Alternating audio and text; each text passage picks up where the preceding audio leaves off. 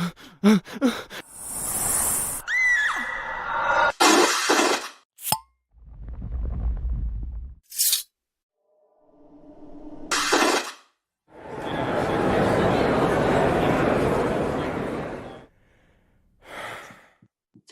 and welcome to the Supernatural Track here at Continual. I'm your host, Gail Martin, and tonight we are talking about a very supernatural Christmas and last holiday, and maybe some other stuff too. But before we delve into the Winchester holiday season, let's let our wonderful panelists introduce themselves, starting with Carole. Hi, I'm Carole Stokes. I'm here on Facebook. I'm a fanfic writer. All my fic is on AO3 under Fire Sign 10. And I've been a Supernatural fan since season 3. Great. Janet? I'm Janet Walden-West, and I write urban fantasy and paranormal romance that owes a lot to Supernatural, of course, and fanfic writers. And I have been a fan since the very first season. Very good. Melissa? I'm Melissa. I am a fanfic stalker. And I can often be found in the Supernatural TFWNC Facebook group that you moderate, or here on Continual Talking Supernatural. And I have been a fan since the pilot, when it originally aired. Very good. Lola? My name is Lola Larsey. I'm a deadbeat writer. I'm supposed to be working on my second book, but I keep doing other things like watching Supernatural and working. So one day I'll get back to it. But in the meantime, I love doing these Supernatural panels. And I'm Gail Z. Martin and Morgan Bryce. As Gail, I write epic and urban fantasy. As Morgan, I write urban fantasy, male paranormal romance. But all my modern worlds are ones Sam and Dean could walk into and feel right at home. And I do run the Supernatural TFWNC group here on Facebook when I'm not on Continual. So we get two very different views of Christmas and a number of other holidays, with a very supernatural Christmas when Dean's counting down to his deal, and then at the end, the last holiday. Thoughts about, let's start with a very supernatural Christmas. That's just one of those warm, gooey, sweet, heartbreaking episodes as the boys are looking down the barrel at hell. So what do you think, Carole? What are your thoughts on a very supernatural Christmas? Well, I love it. I love it. I saved it for later today just to watch it when I could really enjoy it, because it's such a delightful episode. I love the whole presentation of it as like this, actual special on TV with the special title card and everything. I love all the wholesomeness of like the houses. They're decorated to the nth degree and little cherubic children. Then you get into of course, there's a monster, so that gets quite dark. But the monsters are the most perfectly Americana suburban elderly couple you could wish for. And both of them, especially Edward, the husband, are terrific character actors. He's in everything. He is Spencer Garrett, and he's in everything. And we've all seen him in a million different things, but this performance of his is like a little jewel. He is just,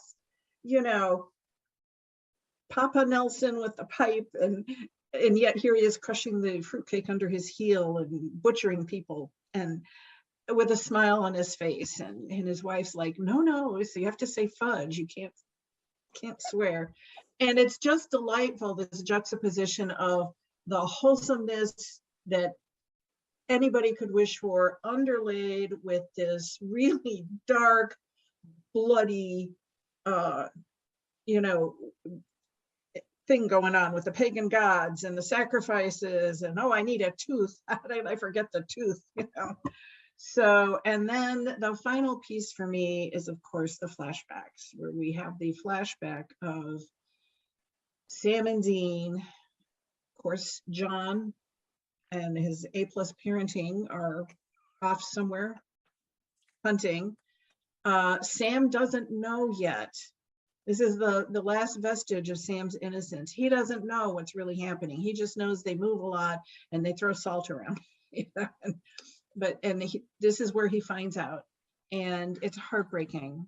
It's really, you already feel for them so much because here they are, it's Christmas, they're alone, having Funyuns for dinner, and then he finds out. And Dean, in quintessential Dean fashion, does his utmost to try and cushion it for him and reassure him. And Sam's like, well, if it got Mom, it could get us, it could get Dad. And Dean's like, I will never let anything happen to you. So even at this tender age, Dean is, no one's touching my Sammy. So it's really beautifully crafted. The stories mesh seamlessly. Everything is, the amusing stuff is great, and it's terribly amusing. But then you have all of this kind of darkness and then this poignancy, and it is just, wow.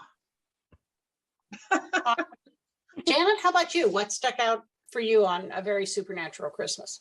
I agree. This is like peak Sam and Dean, especially with the flashbacks and baby Sammy. And yes, you go from that, and here's Dean tied to a chair, still like yelling at them because they're hurting his little brother Sammy, pulling his nails out. So I loved this episode. We are so twisted for loving things like this, but I did.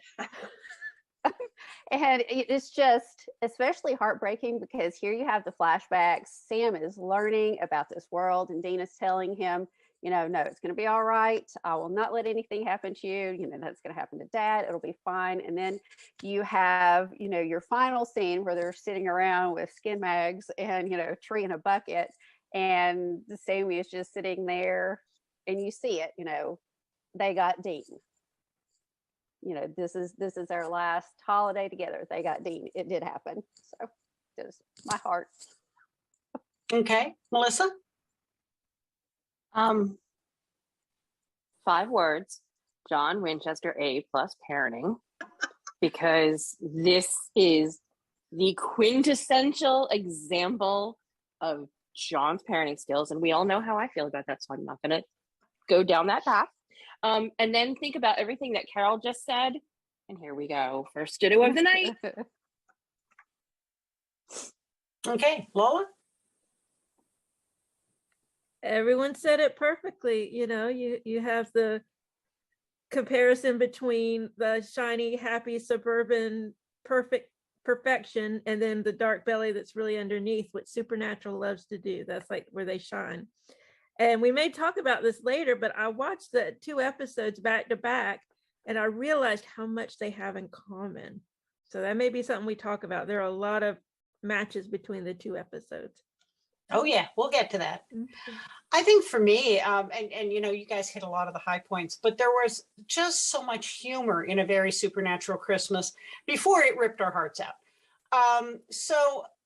Dean doing his best by Sammy by stealing presents from someone else's house and stealing a beer can wreath off of a bar, just so Sam gets some sort of Christmas decoration, which kind of does explain why Sam's not quite so into it later on. But Dean's trying as much as, 10-year-old Dean can. I loved when they think that the drunk Santa Claus might be the killer, and they break into his crummy trailer and try to carol, and nobody knows the right Silent Night. And yet he's entranced, and he's happy as the drunk Santa is like, oh, this is really great. And Sam's dragging Dean out because they don't know the words. And then when Dean sets Sam up when they first visit the Christmas village about liking to watch, and he goes, ew, Sam's like, you always do this to me.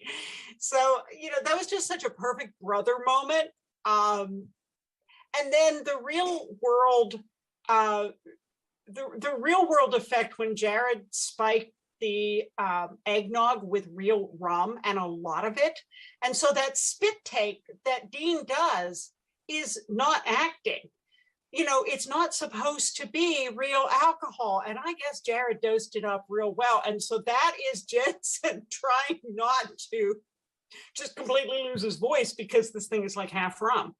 And then the glee on Jared / Sam's face, and he goes, did I make it strong enough? And you can see Jensen still yeah, it's good. So once you know that, you can't see that scene any other way than just watching him do that spit take. And I love that. And then of course it gets terribly poignant and we all cry. And the skin mags and the fishing bobbers and the air fresheners hanging off the tree that, Sam probably went out and clipped in the forest with his knife because it's right up there with Charlie Brown, but it's our boys and they're doing the best they can. So fast forward, all the way to season 15, and we get the last holiday in the bunker. Boys are not kids. What stuck out to you about that episode, Janet? I think that it was totally different settings. They've grown so much, but it feels the same as a supernatural Christmas because there is all of this heartbreak, we're trying to put on a good face. We're trying to have, our kind of a good day. And that disaster is just looming right outside the door. So they really did a great job with continuity there, I think. Okay. Melissa? I knew you were going to pick me next. This is the one with Mrs. Butters, right? I'm thinking of the right episode. Okay, so the first thing that struck me with this episode, Dean in the purple night robe. And I know that that's not Christmas, but come on, Dean in that purple nightshirt. Flash and Sam is just, come on, you can't talk about this episode without that. At least I can't. The other thing that I loved about this episode is you see all three of the boys sort of being nurtured and really and just enjoying it, savoring it. They've never had someone who just doted on them. And I get that it was like, when you find out why, like the backstory behind Mrs. Butters, it's really sad. But when we're seeing them celebrating the holidays, she's just doting on them. And she's just trying to do these motherly kinds of things that these guys have never had. Lord knows their own mother never tried to make up for any of that when she came back. So it was kind of cool to see them actually getting in and celebrating the holidays. But the best part was after she's gone, Dean bakes the birthday cake for Jack. And it's like, okay, we've got this bunker now and we've kind of gotten a taste for how we can celebrate. So here's your cake, Jack. And it's pathetic and sad looking, but it is, I think, the best birthday cake I've ever seen because Dean tried and he tried to make something for Jack. So I loved this episode. Okay. And with the nightshirt, I always think of 'Twas the Night Before Christmas because it's always, in me and my nightshirt and cap. And so it might not have been purple, but that's where my mind goes every time. Oh, and there were plenty of Christmas balls around, I'm sure. Yeah. Well, that flash. And they were jingling. And double take. Yes. Lola, how about you? Oh, ditto to everything. I noticed something. Okay, so it hasn't even been that long since this episode aired, maybe like a year and a half or something. But in my mind, I had gotten Mrs. Butters mixed up with the witch who was supposed to be like Hansel and Gretel witch a few years before. And so in my mind, I thought it was her. And so when I rewatched this episode tonight, I was like, I've been picturing the wrong person this whole time. So that took me a moment to get used to. And then I was like, I knew it was going to happen. I knew it was too good to be true. And you see the looks like Dean when he gets a grilled cheese sandwich and he realized she's bat crazy. And he's like looking with longing at the grilled cheese because he knows it's not appropriate to eat it now. He needs to save his brother and Jack. And he's like, damn it. And it's so funny, but I feel so bad for them because I'm like, they finally got such a sweet setup. They got a mommy who's taking care of them, but like with so many things, it's too good to be true. Wah, wah, wah. Yep. Carol?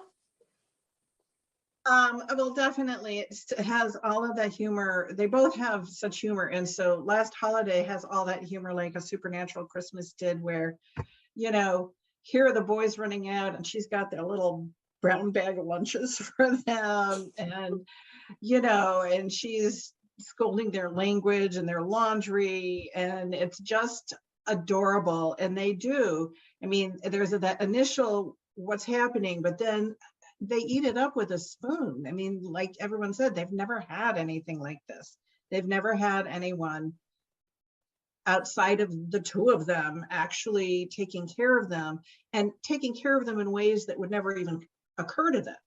You know, they don't think about things like carving pumpkins at Halloween and, you know, apple cranberry sauce at Christmas, at Thanksgiving and stuff. So they really, they relish it just so unabashedly appreciative, which is really lovely to see. But the other parallel for me is the dark underbelly, because the dark underbelly is, she's tremendously powerful, you know, and while the power works for them, it's great. But when she decides that Jack is a threat, she doesn't have any problem tossing them into the, you know, into a locked dungeon room. And kudos to Dean for the ingenious way of blasting out of them, you know, using Jack as the battering ram. But, you know, it's, once again, you can have all of this light and this humor and comfort, but there's a dark underbelly anywhere you look. You know, anything is going to have that that darkness that has to somehow be addressed. And in this case, she was a victim of the darkness as much as that, because she had been manipulated and tortured and everything. So she was ultimately a victim, as they were, you know, as opposed to the pagan gods who were not victims. But once again, yeah, so there's still that poignancy, and that, you know, it looks great from the outside, but it's not always all what it's cracked up to be. Yeah, she had some major Stockholm syndrome going on, thanks to Cuthbert St. Clair again. Guy shows up like a bad penny. And, but, you know, there were just some favorite moments there. Like the first time Dean walks in and sees all the Christmas stuff set up, and just, Jensen is the master of micro expressions, what that man can do with his face and his expressions, and just a little twitch here and there is amazing. And he just lights up like a little kid to see all the lights in the bunker. And that was wonderful to see. I loved the whole handing off the bagged lunches to them as they run past. That was just such a nice touch. Watch out for the milkshakes. Can't trust the milkshakes. But I was waiting for, you know, when we knew the showdown with Chuck was coming, I was wondering if it was going to be an ensemble cast, and you'd have Jack, and maybe we'd get Jesse back, and we'd get some other high-powered creatures. And I was waiting for Mrs. Butters to have like the Dobby role, you know, you shall not harm Harry Potter, and you know, blast Chuck. I would have loved to have seen Mrs. Butters takes out God, but sadly we didn't get that version. But yeah, I would have loved to have seen her make a repeat and come back for something. So that was, I thought they did a lot of great stuff with that. Now, Lola, you brought up the parallel. Oh, I'm sorry, Carol, you were going to say something? I just wanted to comment that the actress was so perfect in that role. She was just so lovely.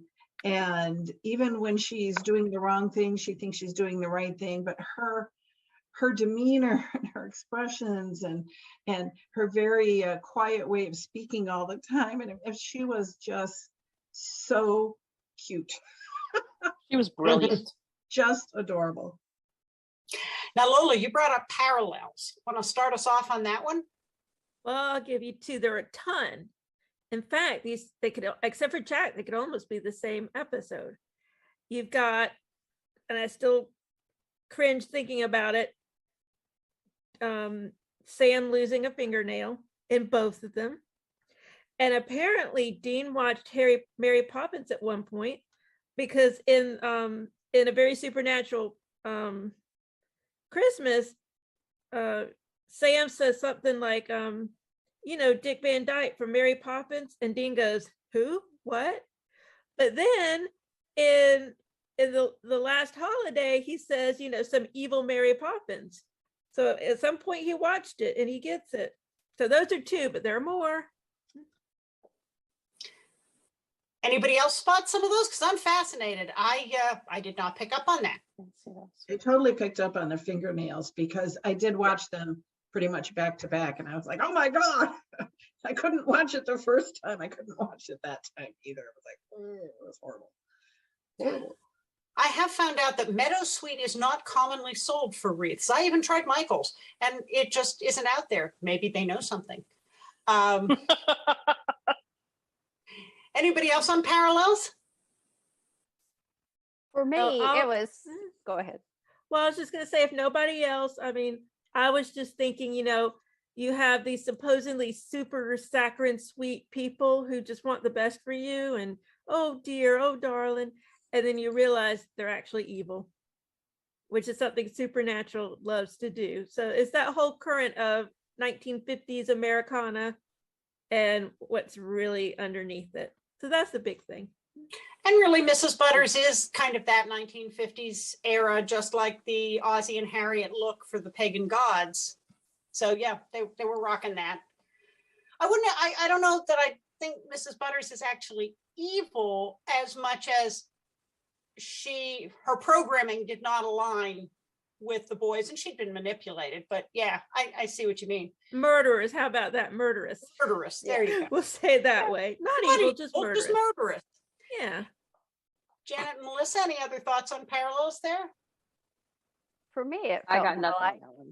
a progression, because Supernatural Christmas, here's Dean trying to take care of Sam, little kid Sam, and now here is Sam trying to take care of Jack. He is willing to give him a little more leeway after what happened to Mary, no matter what, and Dean is still kind of holding off. And the fact that, like you said, you have these like perfect suburban people in the first one who are evil, and you have this perfect, idealized suburban mom figure in the last one, and something's going to go sideways. I mean, you just know it is. It's too perfect. And instead of her just coming across though as pure evil and needing to be destroyed, they can sympathize with her, and she can go out in the world. They're not going to kill her. She can go on and have a life. So that was very different. You mentioned Sam being willing to give Jack a little bit of slack. There is an adorable piece of artwork by Cami Diox where it's got Sam, Dean, and Jack, and Dean is wearing a t-shirt that says, I make the rules. Sam is wearing a t-shirt that says, I'm the reason for the rules. And Jack is wearing a t-shirt that says, the rules don't apply to me. Which, if anybody's, been the third child or had a younger brother, you know how that works. I mean, so one of the things that stuck out to me with Last Holiday is we know from canon why Sam hates Halloween. Not just that their whole lives are Halloween, but that he went to a party, threw up on someone. That didn't go well.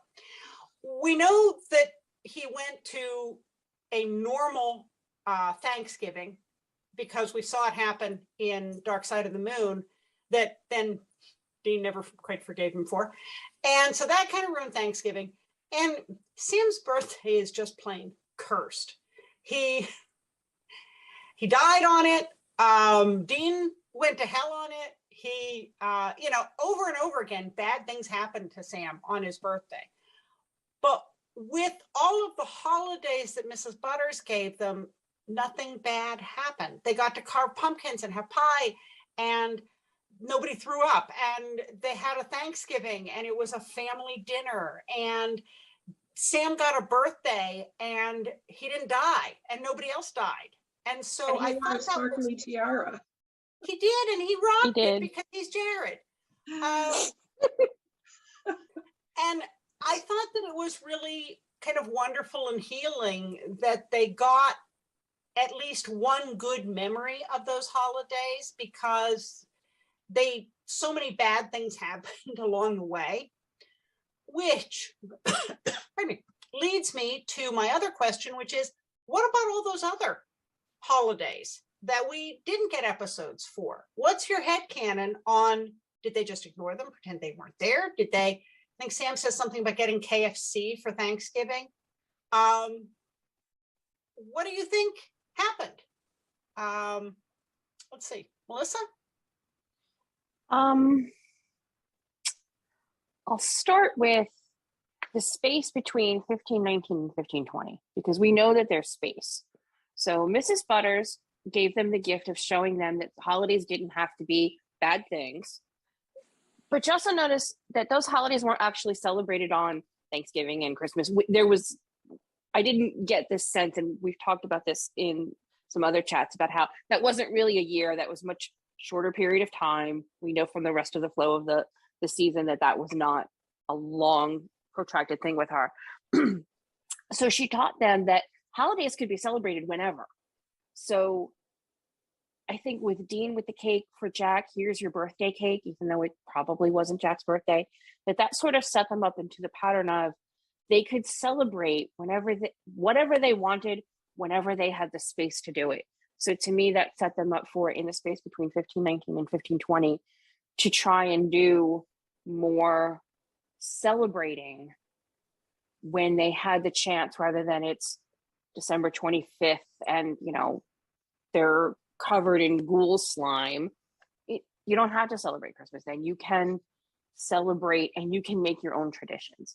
So that's one of my headcanons. Okay. Lola? 4th of July. They go on top of the bunker, on the the actual land on top of the bunker, and they set off all these like crazy fireworks, and they set the trees on fire, and then Castiel has to come and save them and put the fire out. And then of course maybe the fire people come and it's like, there's not even an address here, and there's some confusion there. But yeah, they go all out and they kind of mess things up, but they have fun. Okay. Carole? This is an area where fanfic has delved deeply. There are so many stories where sometimes they're in a motel in between hunts because there's not a lot happening monster wise, and and they've got Boston Market or KFC and some beer and some whiskey, and that totally makes sense. And but there are also really great stories where one or the other will really try to make it a real Christmas, like here's a tree, and here are actual gifts and the thought and work that they put into this, because they're not used to doing it, so it's really a lot of work for them, and how they do it and stuff, and the love that goes into them doing it. And those are really lovely moments that you can read about.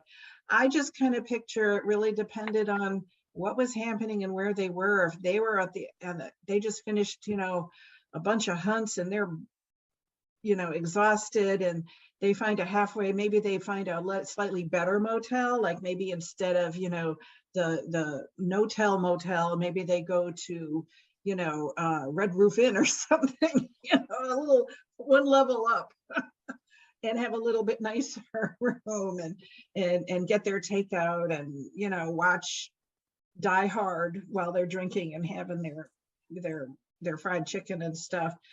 That just makes so much sense to me for the years until the bunker. They were really, everything so much is such a struggle for them that I see them taking the moments they can here and there, but it's still going to be in a very kind of impoverished way, almost. It's not for them because that's all they know, but for us to look at, we would be like, oh, that's, but to them, they just do what they can, and that's what it is. And if it means, hey, you know what, I got the extra spicy this time because we want to really live it up, then it's wonderful to see them do that. Okay. So, right. Yeah. Dean gets pay porn. What do you call that? The stuff you have to pay for. He gets that. That's his Casa special. erotica. Exactly. That's his treat for himself. Pay-per-view porn. Mm-hmm. That would fit in. I with Carole though, I think that they try to celebrate, and I think it kind of switches between, because they're always trying to take care of the other one. They're always trying to make the other one feel better. So I think whoever is the worst beat up, whoever has just come back from being, stuck inside an archangel in a pit, or, back from hell, or gotten their soul back, that is the one that is getting the object of getting the care, when you're doing your hurt comfort thing. That is why I've always seen it. And of course their traditions, they have nothing other than, like TV to base it on. So it's always going to be kind of off center, kind of weird, their thing. Maybe they do get pay-per-view porn for your birthday. Happy birthday. And magic fingers. Yes, those are important. Yes. Maybe the actual human magic fingers. Well, he did what Dean says he does. He did try to take Sam to a strip club for his birthday, and Sam tried to talk the stripper into going back. I remember that. That was hilarious. Yep. That's very Sam. And very Dean. Yeah. Yes. Yeah. I mean, in my head canon, I can just imagine when they were younger, maybe Dean giving Sam a ding dong or a ho ho with a candle in it and going happy birthday, and Sam doing the same thing. I can see Sam sweet talking a waitress into putting a candle into a piece of pie at a diner.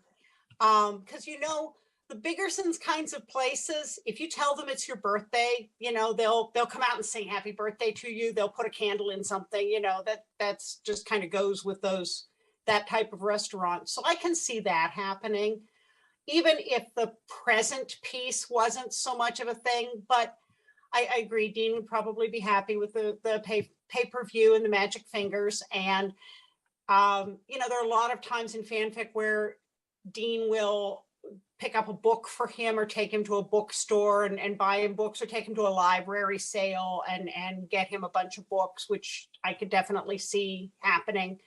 Or just going out for a drive in the Impala and having a picnic, or sitting on the hood of the Impala and celebrating. You don't need much to have a meaningful holiday, and it doesn't, as we've said, have to be on the day. But I can imagine them marking those kinds of things once they got to the point where they felt like they deserved them, and where they realized that they were a family, even if it was just the two of them. Personally, I can't imagine being friends with the Archangel Gabriel and not asking for some stories like, okay, what was the stable really like, and when did the wise men show up? Because Gabriel, hello, you had one job, and it was Hark the Herald. I want stories here.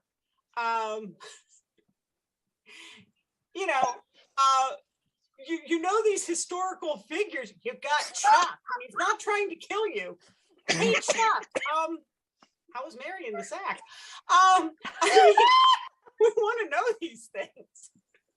And did Joseph really mind?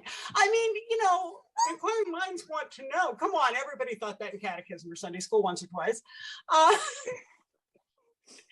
here you've got source material. You could ask these things. I can't believe they didn't ask them. I think I broke Melissa. Yeah, Sam's going to want some historical facts and be fascinated by it. Yeah, and Dee's going to be wanting to know how everyone was in the sacks. That is very realistic. Can't you see Sam sitting down with Rowena and talking about all those pagan customs? And okay, so tell me about the Yule log. And did you ever meet Krampus?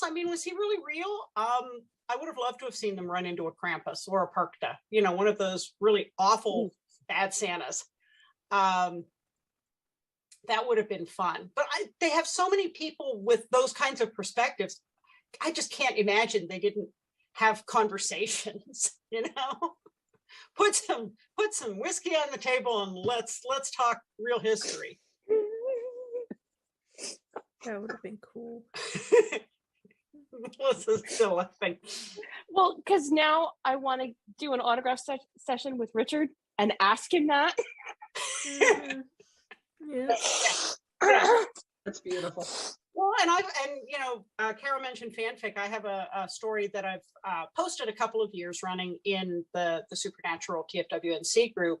And this year it's going to be appearing on the Winchester Family Business blog with the diorama art of Catherine Carole. And it's another Auld Lang Syne. And it's a quiet night in the bunker just before the mid-season finale of season 14. And so that's just kind of another one of my headcanons on spending a quiet night together, happy that nobody's dead. And, there are plenty of Scooby-Doo Christmas specials. They could have watched all those Scooby-Doo Christmas specials. Dean decorated his man cave, maybe. He puts up some Christmas lights in the man cave, hangs a couple of socks for stockings. And Sam gets him an elaborate beer can wreath this time, that isn't stolen. He found it on Etsy. Yeah. Turns out he sells them on Etsy. With as much beer as Dean drinks? He could. Might as well get some could. money back from it. Mm-hmm. Yeah, I can see that. Decorate the man cave. Big non-haunted TV. Yeah, because Mrs. Butters fixed the TV. Mhm. Hopefully that didn't go away when she left. Hopefully it's still fixed. It would also be great to find out if there were, Sam stumbles upon one of those many, many storage rooms in the bunker and finds all of these men of letters Christmas ornaments, some of which turn out to be, cursed, haunted, or just souped up. And I gotta say, I think all of the men of letters Christmas decorations would be like dull gray because they're kind of stuffy and they're not really into color. Well, I don't know. Dean found that whole box of like vintage porn. Yeah. So Mrs. Butters had the tree decorated with a train underneath and everything. True. I don't think she magicked that up. I think that was probably in the that bunker. was already there. Yeah. Okay. Yeah, I bet she got it. At least that was my headcanon. That was already there. That she just. They were constantly finding new rooms and boxes of stuff. So I totally can buy that. Oh, look, we opened this room and here's all this stuff. Remember the garage with all the cars? Right. We don't see that they anymore. The man cave and stuff.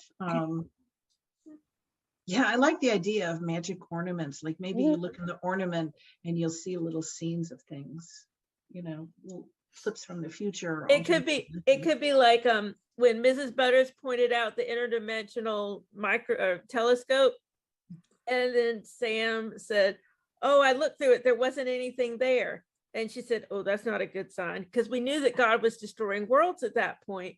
So it'd be funny if all the Christmas ornaments were little windows into other worlds and they were all black. Yeah. And it's like, they're not supposed to be black, and they're like shaking them and they can't figure out, but we figure out because the worlds are disappearing. We know why they're black. You're very dark tonight, Lola. Very cheery. So cheery, Lola. Or snow globes with things trapped, So you feel people. give them a shake. Get So up. creepy. Yeah. That's what happened to our AU Sam and Dean, our Rich Chesters. They're in They're the trapped in snow globes.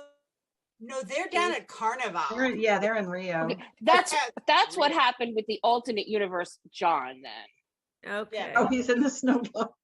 He's in a snow globe somewhere. He's in a hell of some kind. Yeah, Snow I can globe just is- imagine creatures trapped in the snow globes, and that just seems like a perfect kind of thing for the men of letters to have. Look, we have decorations. Oh wait, things are trying to get out of them. And they drop an ornament and something, the gin or whatever, And it just trapped comes out. And one of them has a little reindeer with a red nose. And Sam and Dean are like, "It's Rudolph." And she says, "He was a monster." With that look of hers. Yeah, Rudolph was a hellhound. Yeah, exactly. You just didn't know it until midnight Christmas. He went out jolly and stuff. Where reindeer. Yeah. Where, dear? Where reindeer? Oh, stop giving me plot bunnies. Enough. Oh. No, I want an ornament that sends them into like some really over the top Bing Crosby White Christmas song and dance What if it was alternate universe. And what if it that's was the a whole magic episode. ornament? What if it was a magic ornament and it sent them into oh gosh, now I can't think of it. Who makes Rudolph and those Rankin Bass. sends them into a Rankin Bass show? Oh, and they could be stop motion. Yes. I love Oh, you. that would be Oh, awesome. Can you write that? The styrofoam snow, Yeah. snow, dude. Remind me, Melissa. I'm gonna message you as soon as we're done. That's a Get great me idea. Heat Miser and Snow Miser and the Winter Wizard. They Okay, would Gail. fit. They would fit perfectly on like the island of misfit toys. Uh-huh. Uh-huh. Yeah, yeah. And Jared is Bumble. And Sam And is still Sam is thrown against the wall, but he breaks because he's the stop motion putty And- thing. And the elf who wanted to be a dentist is Garth. That's perfect because he becomes a dentist. That's so perfect. and then he's mad because he sees little Rudolph in the ornament. And he's like, he's not a monster. He's just a reindeer. Okay. Well, and the lion on the island of misfit toys is, of course, a werelion. Yeah. That's perfect. We The can abominable snowman is just under a curse. the Bumble, yeah. The Well, bumble, maybe pull he's out all under his a teeth. curse. There we are with teeth again. You know, pull out all the Bumble's teeth, and maybe Yukon Cornelius is really Bobby. Yeah. Hey, you Bobby. Yes. Oh my God, it's writing. Carol, please write this. Send it to me. Write it down and send it to me. And honestly, Rudolph's dad had some A+ parenting going on there too. So Yeah. This is Seriously, beautiful. This is just John beautiful. Winchester. yeah, I just see, I can see this happening. Yeah. It's just, oh, I love it. I would love to see the boys, you know, they were going to go get the sand between the toes and those years between 19 and 20. I would love to see, you know, Sam talks Dean into going up to like Vermont for a real Christmas with lots of snow. And they end up Huh? And they end up at this bed and breakfast that is like way nicer than what they usually stop at. But it's got breakfast included, which is how Sam talks Dean into going there because, hey, dude, waffles Bacon. and bacon and waffles, and it's free. And then, of course, there's still some sort of case that they have to go chase down. the breakfast, you have to hunt it yourself, and it's like a escape room type thing, and you get trapped in there. And so yeah, so it's some kind of thing like that. Lola is just tormenting her. I know. I'm like, my because gosh, it I love always you. it's the worst case scenario with them. It always got to be totally effed up, whatever happens. So Yeah. it turns out it's not a bed and breakfast. It's one of those weird hunting lodges, like, you know, from a it's Jordan Peele movie, huh? Well, where it's really shifters that have been trapped in their animal shape and taxidermied by a necromancer. That's so sick. I did that in one of my books. And then Man, that's so sick. Sam Oh my and Dean God. visit Fox Hollow. But no, you can't shoot these. These are good shifters. Except, yeah, I can see Sam just eyeing that moose over the mantle, going, Yeah. "Dude, are we No. related?" Oh, they need to spend a Christmas in Stars Hollow. Aw. And everyone would go Lorelai up to Sam and go, wow, you look just like this guy who grew up here. Oh my God. And you can see Rory get really uncomfortable, like, dude, Yeah. like I'm totally with what's his name? I don't remember the other guy's name. I'm like totally with him, or whatever. And Dean could be like, I don't know you, whatever. And then Lorelai decides that now Sam's old enough, so For they have for her. one. Yeah, Sam. Okay, Lorelai's like, wow, it's been like 20 years. I think we can do it now. I know we had all that. Well, sexual Sam, it won't be tension. 20 years for Sam because he's never met Lorelai before. That's true. That's true. So everyone's just going to be like, wow, you look just like that guy who used to work at the grocery and then he moved Dean? away. And, you know. Wasn't his name Dean? And Sam's like, no. And then everyone will call Sam Dean, and Dean will keep going, what? And Dean's like really confused. And they're like, who are you? Go back to Young and the Restless. Yeah, he's just going to hang out at Luke's and have some coffee and bacon. That's his you entire go. visit. And he would probably love that. He and Luke would get along so well. They'd be like, "Ah." He would, except for Sam would say, what's the Wi-Fi password? And Oh. Luke would have Luke would a be like, fit. there's no Wi-Fi here. There's no Wi-Fi here. You sit and talk to people. So that See, would be the end. I want to see Sam and Dean show up at the side step, you know, with all the Christmas lights and everything. They would take care of the Davidsons very, very quickly, which was a segue into Walker. If you haven't watched the show, Okay. you I know, stopped watching it. I watched almost the first year, but I don't know. I just kind of got, I don't know. but I think that would liven things up.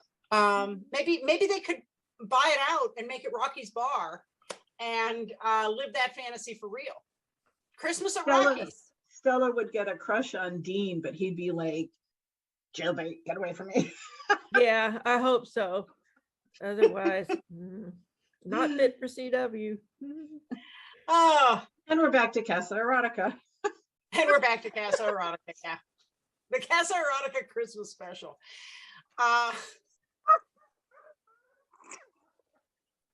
I'm very proud that we've had porn in both recordings tonight. one way or the other. And Gilmore Girls. Porn. Gilmore This Girls. has been a really experimental panel. I really It like I has- like it. We were talking food porn in the last panel because it was all about cookies and dessert, Okay, and so we were talking about food porn. So now we're just talking about porn. porn. So believe it or not, we have gone through our time amazingly enough. Okay. So Oh dear. let's go around and let everybody know where they can find you online, starting with you, Lola. My name's Lola Larsey. If you Google me, you'll find me and a bunch of dead ladies, and I'm related to all of them, and they're all in Georgia.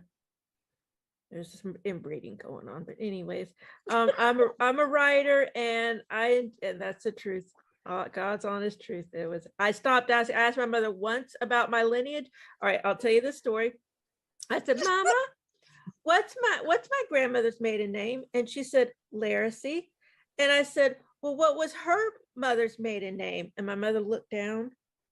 And I said, what? And she looked at me and she said, they were cousins. It was acceptable back then. I never asked another word about that side of the family ever again. But if you look up Larsey in Georgia, they're all over the place. So anyways, There you have it. that's me. Melissa. Maybe we should come back to Melissa. Yeah. when I'm not laughing hysterically because of something that somebody said on a panel, I'm